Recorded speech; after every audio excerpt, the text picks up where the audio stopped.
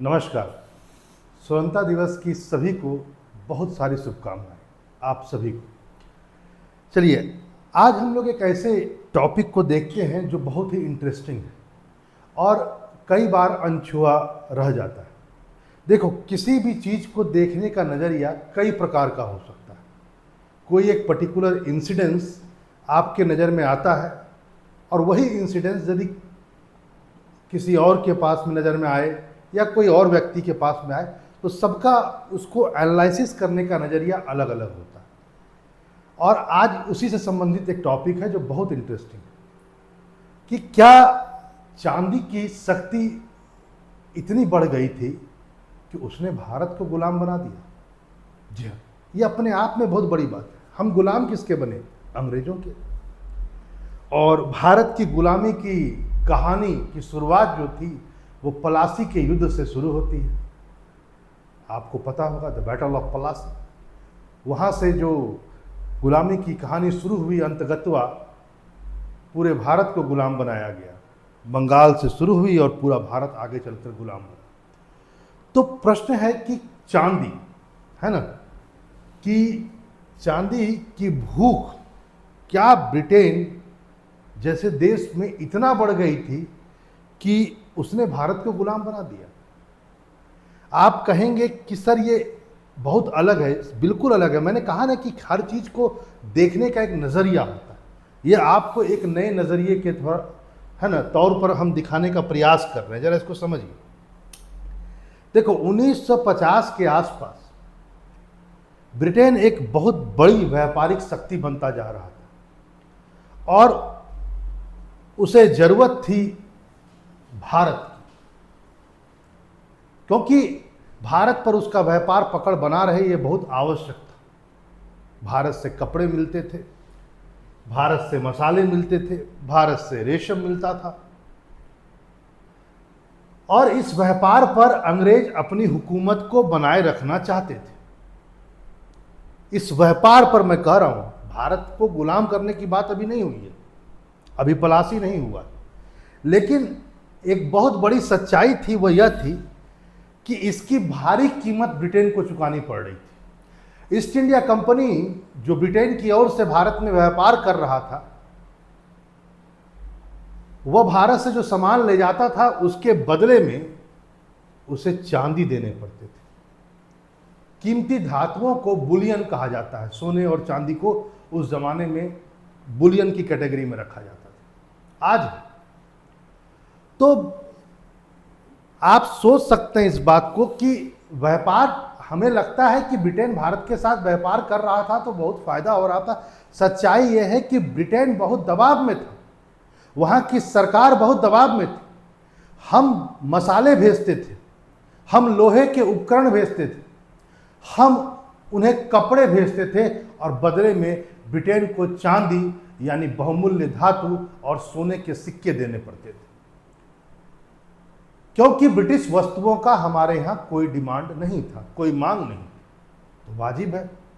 और इससे क्या हुआ? इससे यह हुआ कि अंतगतवा ईस्ट इंडिया कंपनी पर ब्रिटेन की सरकार ने एक दबाव बनाया कि भैया यदि यही चलता रहा तो अंतगतवा ब्रिटिश खजाना खाली हो जाएगा तुम्हारे इस व्यापार के चक्कर में। भैया, इस व्यापार को बैलेंस करो। बुलियन जो जा रहा है वह बहुत खराब चीज है, इसको रोको। इसके पीछे एक और कारण भी है, जरा इसको समझिए। यह वह दौर था जिस दौर में एक बहुत ही शक्तिशाली विचारधारा ये पूरे यूरोपीय महाद्वीप में फ्लो हो रहा था, प्रवाहित हो रहा था, और उसका नाम है वाणिज्यवाद या वणिकवाद भी कहा जाता है, मर्चेंटलिज्म। यह विचारधारा इस बात पर टिकी हुई थी 16वीं से 18वीं शताब्दी के मध्य। यह विचारधारा इस सिद्धांत पर टिकी हुई थी कि किसी भी देश की शक्ति उसका बुलियन होता है, इसलिए अपने बुलियन की रक्षा करें, उसको ज्यादा से ज्यादा बचाएं और दूसरे देश से हो सके तो सोने और चांदी को अपने देश में लाएं, न कि अपने देश से दूसरे देश में फ्लो करते रहे। क्योंकि किसी भी देश की शक्ति, वाणिज्यवाद कहता है, मर्चेंटलिज्म कहता है, उसकी शक्ति बुलियन होती है। यानी यह विचारधारा सिंपल कहता है कि निर्यात ज्यादा करो और आयात कम करो, अपने उद्योगों को संरक्षण प्रदान करो, दूसरे देश का उद्योग उसे न हानि पहुंचा सके। व्यापारिक मार्गों पर एकाधिकार करो, खासकर सी रूट पर, ताकि लाभ ज्यादा से ज्यादा हो सके और केवल तुम्ही को हो सके। कॉलोनी बनाओ, गुलाम देशों को बनाओ, ज्यादा से ज्यादा गुलाम देश लो, ताकि गुलाम देश से आपको खरीदना ना पड़े, परचेज ना करना पड़े माल, सीधा उठाओ चल दो, बुलियन बच जाएगा। क्योंकि किसी भी देश की शक्ति यह विचारधारा, सच्चाई यह है कि यह विचारधारा की ही शक्ति थी। यदि मैं एक और व्यू पॉइंट आपको दूं, मैंने कहा ना किसी भी चीज को देखने का नजरिया, एक पर्टिकुलर चीज को देखने का नजरिया कई हो सकता है। एक नजरिया यह भी है कि शायद यह विचारधारा की ही शक्ति थी। मर्चेंट वाणिज्यवाद विचारधारा इतनी शक्तिशाली विचारधारा थी कि इसी विचारधारा का परिणाम पलासी भी था और भारत की गुलामी भी। क्या है पूरी बात, जरा इसको समझिए और बने रहिए। देखिए यहां पर बात समझिए, यहां तो आपको समझ में आ गया कि ब्रिटेन बहुत लॉस में है भारत के साथ व्यापार में 1950 से पहले कम से कम। और क्या कारण है? ब्रिटिश वस्तुओं की मांग नहीं, बुलियन जा रहा। यदि भारत के साथ सिर्फ हो तो समझ में आ रहा था, चाइना के साथ भी ईस्ट इंडिया कंपनी व्यापार कर रही थी और वहां भी यही स्थिति थी। चाइना उन्हें चाय देता था, रेशमी वस्तु देता था और इसके बदले में चीन को उसे बुलियन यानी कि सिल्वर कॉइन्स देने पड़ते थे, चांदी के सिक्के, क्योंकि वहां पर भी ब्रिटिश वस्तुओं की मांग ना के बराबर थी। दो तरफा लॉस, यानी इंडिया भी सिल्वर ले रहा था और चाइना भी सिल्वर ले रहा था लगातार। और ब्रिटिश सरकार को लग रहा था खजाना खाली हो जाएगा और ब्रिटिश सरकार ने बहुत जबरदस्त दबाव का सृजन किया ईस्ट इंडिया कंपनी पर, इसको बैलेंस करो नहीं तो हम कंगाल हो जाएंगे। और अब आता है यहीं पर खेल बंगाल, क्योंकि भारत की गुलामी की कहानी बंगाल से शुरू होती है और पलासी का युद्ध उसमें एक निर्णायक क्षण है। बंगाल, अब देखिए इसी दबाव में जरा समझिए इस बात को, जब ईस्ट इंडिया कंपनी पर दबाव का सृजन किया गया कि बैलेंस करो, बुलियन के प्रभाव को रोको, फ्लो को रोको, तब उसी परिस्थिति में, उस दबाव के सिचुएशन में साम्राज्यवादी लेखक कहते हैं, ये मैं नहीं कहता, क्योंकि बहुत सारे ये जो व्यू पॉइंट अभी मैं आपको बता रहा हूं, ये भारत सरकार का नहीं, हमारा नहीं है, क्योंकि इसको बताने से ऐसा लगता है कि ब्रिटेन इनोसेंट नहीं सर। हम आएंगे इस बात पर, मैंने कहा ना किसी भी चीज को देखने का नजरिया कई हो सकता है, इसको पहले समझिए। सबसे पहले इस दबाव की सिचुएशन में उन्होंने बंगाल को देखा, क्योंकि बंगाल बहुत ही रिच प्रोविंस था। पूरे पूर्व एशिया का लगभग 60% निर्यात अकेले बंगाल करता था। और उस समय का बंगाल केवल आज का वेस्ट बंगाल नहीं है, बांग्लादेश भी है, वेस्ट बंगाल भी है, बिहार भी है, झारखंड भी है और उड़ीसा भी है। बहुत बड़ा प्रोविंस, बहुत शांत प्रोविंस और बहुत धनी प्रोविंस। यहाँ पर कॉटन, टेक्सटाइल, कृषि उत्पाद, विशाल राजस्व, सब कुछ था। इसके पास बंदरगाह थी और इसी दबाव के सिचुएशन में इन्होंने बंगाल को देखा, इसलिए देखा क्योंकि ये रिच था। लेकिन एक दूसरा सबसे बड़ा कारण था, आप किसी की ओर देखें और वो आपकी ओर देखे जरूरी नहीं है। परिस्थितियां आपके अनुकूल होगी तभी वह आपकी ओर देखेगा, और यही हुआ। जहां अंग्रेजों ने बंगाल की ओर देखा कि यह धनी प्रांत है, वहीं बंगाल का अवसर भी अंग्रेजों को उसकी ओर खींचा। बंगाल में एक षड्यंत्र चल रहा था, एक कॉन्स्पिरेसी चल रही थी। बंगाल का नवाब 1756 में सिराजुद्दौला बना और उसी के खिलाफ कॉन्स्पिरेसी कर रहा था। उसी का commander in chief Mir Jafar, आप जानते, वह चाह रहा था कि मैं नवाब बन जाऊं, और मीर जाफर को सपोर्ट कर रहा था बहुत सारे लोग, दरबारी लोग, चाहे वह अमीन चंद हो, चाहे राय दुर्लभ हो, ये लोग सब।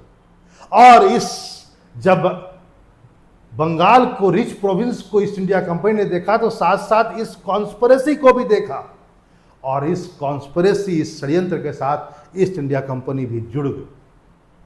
और जब जुड़ गई तब रिजल्ट होता है पलासी का युद्ध। आपको पता है 23 जून 1757 पलासी का युद्ध माना जाता है कि यह एक युद्ध था, लेकिन यह युद्ध से ज़्यादा एक षड्यंत्र था। युद्ध तो महज कुछ घंटों में समाप्त हो गया, क्योंकि युद्ध से पहले ही मीर जाफर का सेनापति और उसका कमांडर इन चीफ सिराजुद्दौला का commander in chief Mir Jafar पहले ही मिल चुका था। किससे? अंग्रेजों से। कुछ ही घंटों में युद्ध समाप्त हो गया। इस युद्ध का नायक तो वैसे बना रॉबर्ट क्लाइव, लेकिन सच्चाई यह है ये नायक कम था, ये षड्यंत्रकारी ज्यादा था, क्योंकि ये युद्ध नहीं, एक षड्यंत्र था जिसमें नवाब को अंग्रेजों के हाथों बेच दिया गया, बंगाल के कुछ धनी लोगों और साथ ही साथ उसके सेनापति के द्वारा।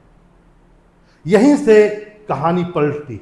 जैसे ही पलासी का युद्ध हुआ, उसके बाद बंगाल पर थोड़ा बहुत कंट्रोल शुरू कर दिया कंपनी ने, ईस्ट इंडिया कंपनी ने। और जब बंगाल पर कंट्रोल हुआ तो बंगाल के राजस्व पर भी कंट्रोल हुआ। अब वह दबाव डाल करके वहां पर टेक्सटाइल हो, चाहे वहां के रेशम हो, चाहे वहां का बंदरगाह हो, उस पर दबाव डालकर कम पैसे पर काम कर सकते थे। थोड़ा सा पैसा बचा। और इसके बाद तो आपको पता ही है, पलासी के युद्ध के बाद 1765 में बक्सर का युद्ध होता है, और उसके बाद 65 में अंग्रेजों को दीवानी हाथ में लग जाती है। किसकी? बंगाल, बिहार और उड़ीसा की दीवानी लग जाती है, यानी राजस्व अधिकार हाथ में आ जाता है। ये लोग इस पूरे क्षेत्र के ज़मींदार बन जाते हैं और सारा पैसा अब इन्हीं के पास में आता है। और अब ये बंगाल के पैसे से ही भारत के पूरे राजस्व को खरीदना शुरू कर दिए, और इस ढंग से उनका बुलियन का फ्लो बंद हुआ, और यह चांदी ही था जिसने भारत को गुलाम बना दिया। इस बात को आप समझ सकते हैं। इसको दूसरे तरीके से भी हम पोर्ट्रे कर सकते हैं कि ब्रिटिश व्यापार की प्रकृति ही कुछ ऐसी थी कि भारत गुलाम बन गया। प्रकृति क्या था? भारत के साथ लॉस और बुलियन का फ्लो, और उसके परिणाम स्वरूप अंग्रेजी सरकार पर दबाव, और अंग्रेजी सरकार ने ईस्ट इंडिया कंपनी पर दबाव का सृजन किया, और परिणाम था पलासी, और पलासी के बाद बक्सर, और बक्सर के बाद दीवानी मतलब रेवेन्यू राइट, यानी राजस्व अधिकार मिला।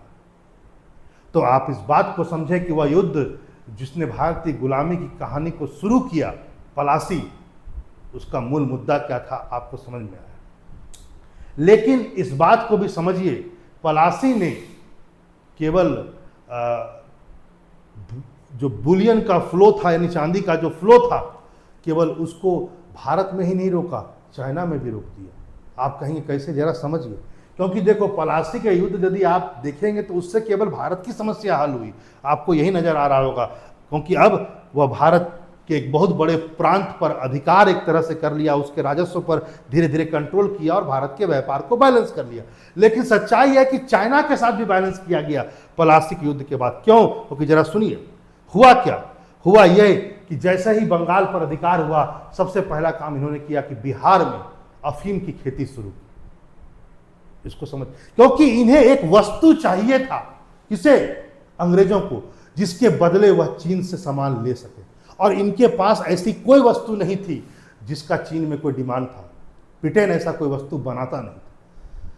इनका दिमाग, खुराफाती दिमाग काम में आया। इन्होंने क्या किया? एक ऐसे कमोडिटी का खोज किया जिसका चाइना में बेचा जा सकता था, और वह था नशा, अफीम। बिहार में अफीम की खेती की गई, और इसको इलीगल तरीके से कैंटन बंदरगाह, जो चीन का एकमात्र बंदरगाह, देखो चीन ने ब्रिटेन को पूरे चाइना में घुसने की इजाज़त नहीं दी। भारत में तो वो बहुत जगह था, हुगली में भी था, सूरत में भी था, मुसलीपट्टनम में भी था, पुलिकट में भी था, बहुत जगह था। लेकिन चाइना ने तो केवल और केवल अपना सिर्फ एक बंदरगाह, दक्षिण का कैंटन बंदरगाह खोल रखा था कि यहां पर तुम्हें जो सामान चाहिए लो, बुलियन यानी चांदी के सिक्के दो और जाओ, क्योंकि तुम्हारी वस्तुओं का यहां कोई डिमांड नहीं। तो जो भी हो, तो सच्चाई यह है, जरा इसको समझिए, बिहार के अफीम को धीरे धीरे इन्होंने कैंटन बंदरगाह भेजना शुरू किया, और इलीगल तरीके से घुस, है ना, चाइना में उसको पुश करना लगा। उससे कुछ उन्होंने चांदी को प्राप्त किया चाइना से, उसको बेच करके। लेकिन सबसे बड़ी बात यह थी कि चाइना में उन दिनों अफीम इलीगल था, अफीम का ट्रेड इलीगल था, अफीम बैन था।